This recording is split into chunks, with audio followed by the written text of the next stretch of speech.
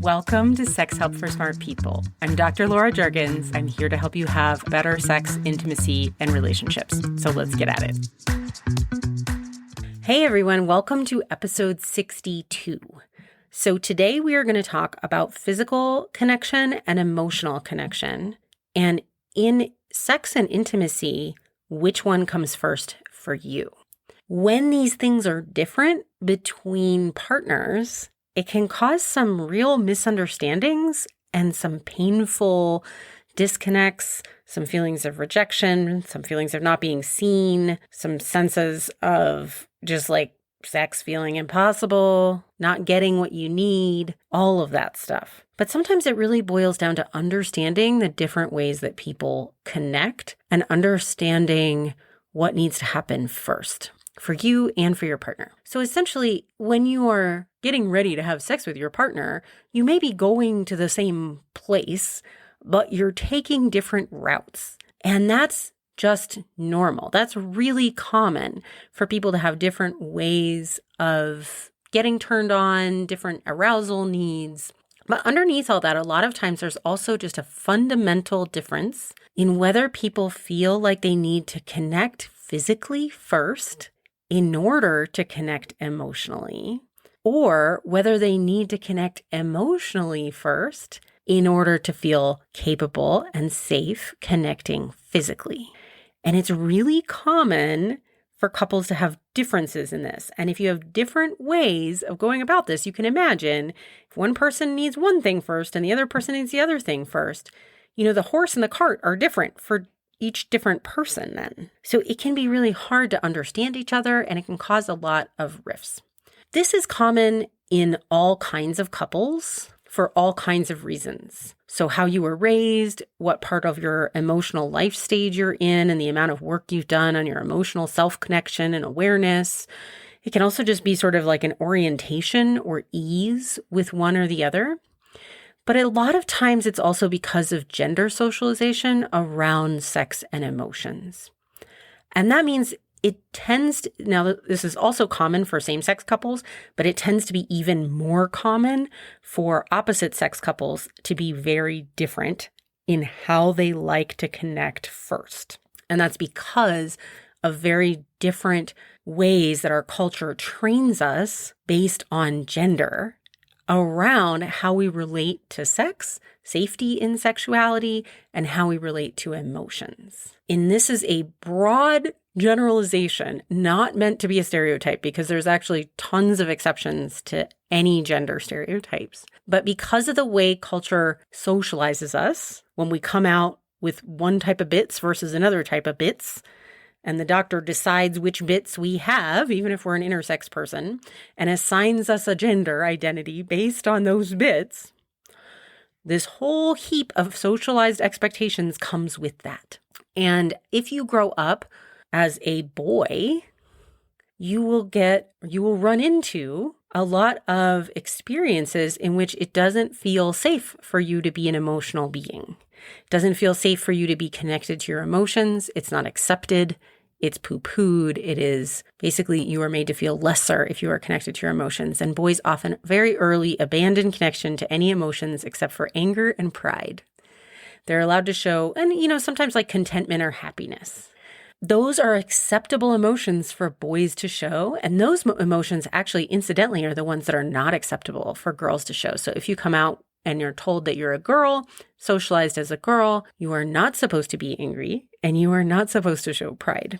You are supposed to be in service of others. You are supposed to be happy, and you are also supposed to exhibit things like sadness and vulnerability and those type. Actually, a lot more emotions than boys are really typically encouraged to have. Emotionality is almost weaponized against girls as if like we are inherently emotional, we can't control ourselves, and we're just like all over the place.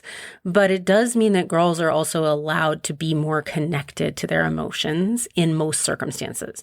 Now, look, this is not, again, this is a broad sweeping generalization of socialized messages, not what specifically is happening in your family experience, right? In your lived experience. So there's plenty of girls that were emotionally shut down as children also. But And there's some boys that are actually encouraged to have emotions, which is wonderful.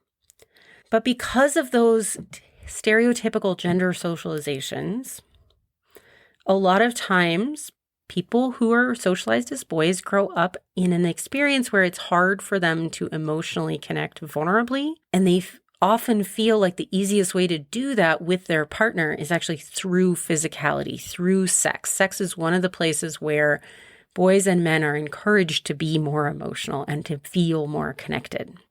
Vice versa, for people socialized as women, we are told from the get-go, and the world reinforces over and over that it is very scary to be sexual. It is very risky. You are either going to be a slut or you are going to be assaulted, and you will somehow deserve it.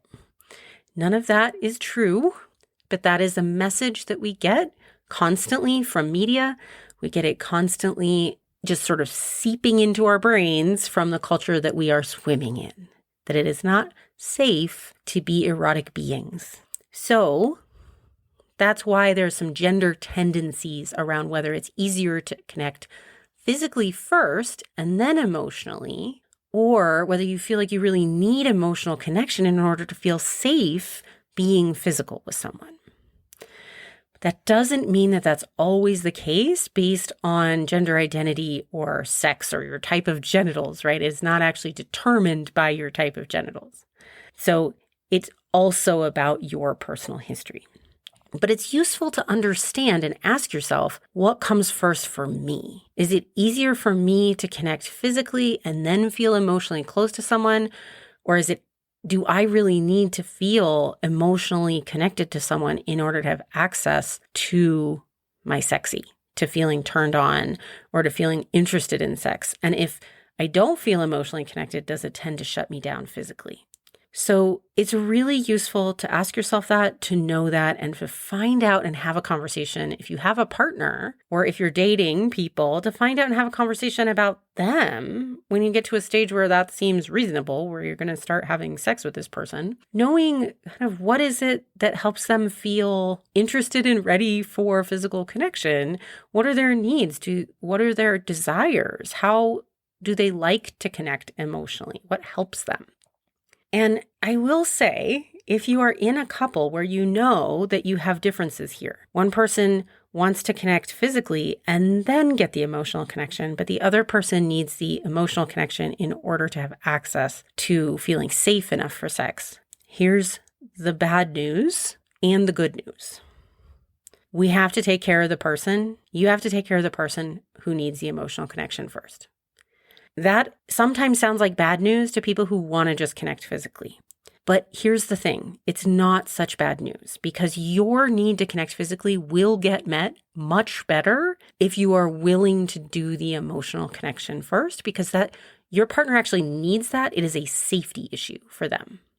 So when someone doesn't feel safe enough without the emotional connection, there's no getting around that. You have to do the emotional connection for them to feel safe enough to actually feel authentically turned on. Without obligation, they are able to connect physically. Without obligation, then they're able to not be shut down and to really feel authentically sexy and interested. You want that. You want your partner to want you, right? Well, they're only able to access their feelings of desire if they feel emotionally connected. So that means in those mixed partnerships, you got to take care of the person who has the need for the emotional connection first. So if you're the sort of physical first person, this is just kind of the way it goes. The good news is, though, that you can get what you want, right? You can get what you want when you commit to allowing yourself to really put some effort into connecting emotionally with your partner. But if you keep trying not to do it and just to get your need met without meeting their need for emotional connection, you are doomed to failure, and it will feel like you can never get your need met. So in those mixed partnerships where somebody wants to connect physically first and somebody needs the emotional connection first, we have to go take care of the safety first, right? Start with the emotional connection. And here's what that means. That means attuning to your partner. I have a couple podcasts on that. Go back and listen to them. Attunement, being able to be vulnerable with each other. I know that's hard, but that is a skill that you can learn. I teach it all the time. So attunement, being able to be vulnerable with each other, clearing the air of resentments and dishonesties, right? Really being emotionally present with each other, Making sure you have lots of physical affection outside of sex. That's another way to emotionally connect with someone. Really listening to them, being interested in them, asking them questions about themselves, right? Sharing things together. Find out from your partner what helps them feel emotionally connected. Ask them, right? Get curious about it. And you need all of it. You can't skip any of those parts. You can't do like, okay, well, I'll just do physical affection, but then that'll mean that I don't have to be on the hook for being vulnerable with my partner or sharing my real feelings. Nope, doesn't work that way. Got to do all of it. An emotional connection requires a clean, open heart. And if there's a bunch of stuff in the way, we need to help you clear that stuff out so that your partner does feel safe to connect with you physically. And these are things that can really benefit from having regular conversations with your partner, where you figure out what it is that you both want and what's kind of in the way, right? If there are resentments, dishonesties, just places where you haven't been really talking or you haven't really been opening up with each other, you don't really see each other, you've got some beef or some baggage from some old arguments that never really got sorted out, that stuff is going to affect your sex life if you are in a partnership with anybody who needs emotional connection first. And that is a large bunch of people. That is, I would say more than half, well more than half of the people that I've met in my practice need emotional connection first, regardless of their gender. There are some people who feel ready to have physical connection, regardless of the emotional connection. And that is fine. You can search for a partner. If you're a heterosexual person, if you're a heterosexual man and that's you, and you want to find a woman who's just like that, I can tell you they exist, but it's challenging. There's not a lot of women who feel safe having a physical connection without any emotional connection because of the society that we live in. It can be more common for gay men to have success with that if you just want to have physical connections without emotional connections. But sometimes, I've talked to a lot of gay men who've also been like, I'm really tired of this. Maybe they've kind of grown out of it. They've become emotionally more mature. And they want to have an emotional connection. Or it feels bad. It starts feeling bad after a while just to have the physical connection without the emotional connection. So even two people socialized to really have a hard time connecting with their emotionality, as you grow and mature and you start realizing that you want to connect with your emotionality, it can really put you in a different place on that. And all of a sudden you're saying, I want emotional connection. So whatever your situation is, I want to really encourage you, if you are a physical first only person, to consider learning the skills of emotional connection with your partner, because the more you do that proactively, the more you're going to get that physical need for connection met. And that's going to feel great to both of you. That's going to feel great to everybody involved, which is what we want. All right, my friends, I hope that's helpful. Feel free to shoot me questions if you have any, and I'll see you here next week. Hey, if you're curious about how you could have better sex and connections, go grab my free guide, Find Your Secret Turn-Ons. It's right on my website, www.laurajurgens.com, and the link is in the show notes. I'll see you here next time.